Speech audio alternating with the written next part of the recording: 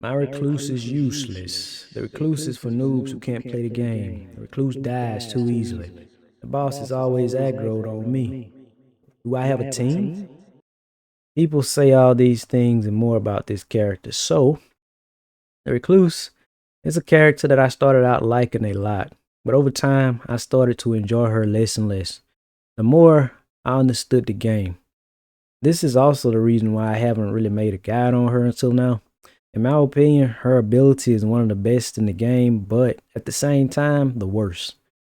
It restores a flat amount of FP when activated after the enemy is struck with an infinity based attack, meaning no matter how much FP you have, it will always restore this amount and not scale up. It also has a long animation, which personally I'm not a fan of. At the same time, this ability gives you access to some of the best spells in the game, but are they necessary? Well, to answer this question, let's get into the guide. Now, I have two ways I like to play the Recluse, but this guide will only be for duo and trio parties. Solo is kind of another video entirely. So I like to build either with spell cost reduction and high amounts of FP so you never really need to use your ability, or I build her around her ult and I go for like high burst damage. I throw on some extra damage type relics. Both of these playstyles are for maximizing damage, but they do not rely on using the Recluse's ability. Why, you may ask? Because the more time you spend collecting residue, the more damage you are losing.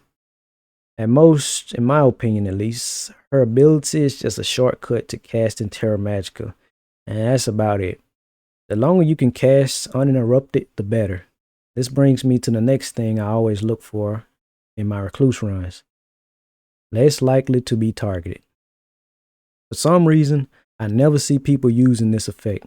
This effect has a number associated with it, which leads me to believe that it stacks, and while using it, I've had bosses at times just flat out ignore me for the entire fight.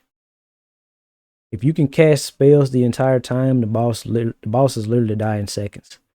To capitalize on these playstyles, I look for items like Primal Glintstone Blade, Radagon's Icon, and FP perks along the way, or anything that kind of just boosts my spell damage. These two talismans seems to have a much higher chance to drop for the Recluse specifically.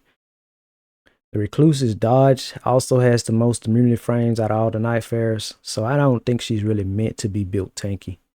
Developers probably knew what they were doing there.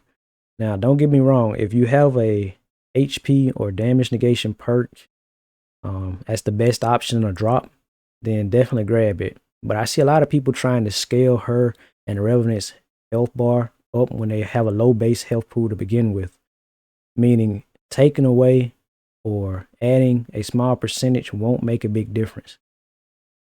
So you're better off just adding to your strengths rather than trying to boost your weaknesses. Play your role, which is DPS.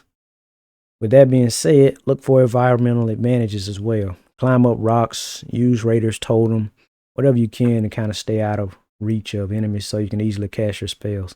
And don't be afraid to pick up that common Azure you find or that high FP costing spell, because that's why you have your ult. And even without it, you can cast Azure for quite a long time. So if you feel like the Recluse is hard to micromanage while you're trying to collect residue with her ability, or you're getting aggroed all the time when you play her, give this approach a try and give her another shot. I feel like I barely see any Recluses in game these days, so I imagine this due to some of the reasons I listed. Use her for what she was made to do, at least until they make it so her ability scales. If you liked the video, leave a like, and if you want to see more, subscribe, and I'll see you guys in the next one. Peace.